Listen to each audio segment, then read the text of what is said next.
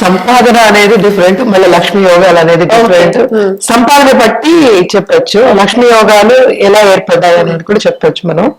అంటే ఏంటంటే ఇప్పుడు ఒక జాబ్ లో చేస్తున్నారు, జాబ్ లో పైకి రావాలంటే అక్కడి నుంచి కూడా సంపద వస్తుంది. మరి లక్ష్మీ యోగాలు దాంట్లో కూడా ఏర్పడాలి అంటే 10th ఇన్వాల్వ్మెంట్ ఉంటుంది. జనరల్ గా మనం చూసాము అంటే సెకండ్ ఎక్కువ మాట్లాడుకుంటాం ఫైనాన్సెస్ కి, ఫైనాన్షియల్ స్టెబిలిటీ కానీ, ఫైనాన్షియల్ దాంట్లో ఎదగడానికి కానీ, అంటే కుటుంబ పరంగా ఎదగాలి అన్నా కూడా, లేకపోతే ఇంకా సంపద రావాలి అంటే సెకండ్, 9th, మనం 11th చూసుకుంటాం అనమాట ఎక్కువ. సో ఇక్కడ మనకి మకర జాతకులకి ఆర్ మకర లగ్నాధిపతి శని అయ్యారు.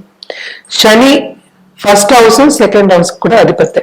సో కుంభ శని ఉంటే ఇంకేం కావాలి, కుంభ వృష్టి అంటాం. అందుకనే అంటే ఏంటి, శని అనుగ్రహం ఉంటే, ఎస్పెషల్లీ ఈ జాతకులకి శని అనుగ్రహం ఉంటే అంతులేని సంపద అనేది వెతుక్కుంటూ వస్తుంది వీళ్ళకి, అంటే మంచి పొజిషన్ లో ఉంటే. అలాగే మనం చూసాము అంటే 9th లాడేమో బుధుడయ్యారు ఇక్కడ, అంటే 9th బుధుడయ్యారు.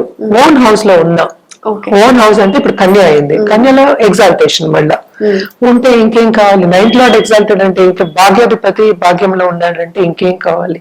అసలు భాగ్యం అంటే ఓపెన్ అవుతుంది, అంటే ఏంటి, యాన్సెస్ట్రల్ ఆస్తి వస్తుంది, సంపాదన కూడా ఉంటుంది.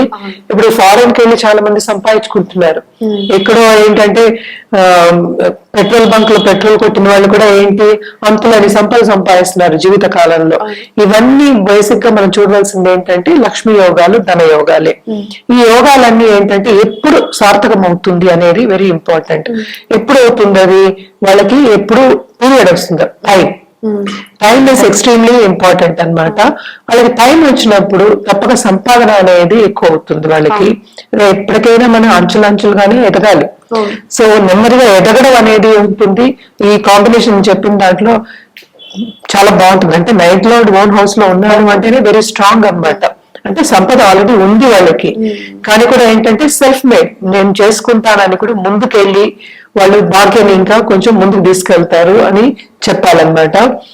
ఇక్కడ మళ్ళా మనకి 11th లార్డ్ ఎవరయ్యారు, మనకి కుజుడు అయ్యారు అనమాట. సో కుజుడు మంచి పొజిషన్ లో ఉన్నా కూడా, అంటే ఏంటి, ఈ లగ్నంలోనే కుజుడు ఉంటే ఎగ్జాల్టేషన్ మళ్ళా ఉచ్చంలో ఉన్నట్టు లెక్క. సో అదొకటి.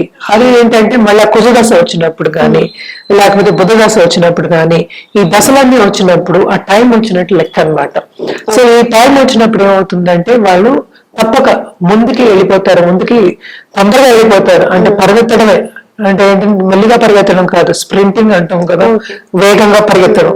అలాగా వేగంగా వెళ్ళిపోతుంది, వేగంగా అలాగే సంపద వచ్చే ఛాన్సెస్ ఉంటాయి అన్నమాట. సో జనరల్ గా మనం చెప్పుకున్నది ఏంటంటే సెకండ్ లార్డ్ ఓన్ హౌస్ లో ఉన్నా కూడా శని ఇంట్లో ఉంటే లగ్నాధిపతి స్ట్రాంగ్ గా ఉన్నట్టుగా లెక్క.